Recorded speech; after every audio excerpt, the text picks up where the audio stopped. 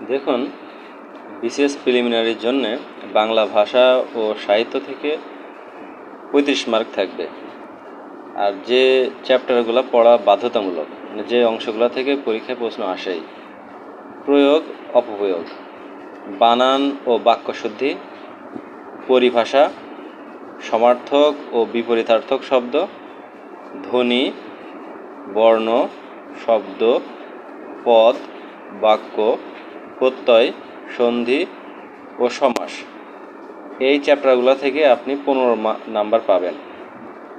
আর সাহিত্য থেকে প্রাচীন ও মধ্যযুগ থেকে 5 নম্বর আসে।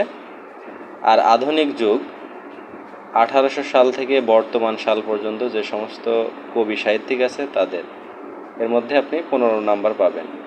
আর সাথে মুক্তিযুদ্ধ, ভাষা আন্দোলন, এগুলা থেকে কিছু প্রশ্ন আসবে।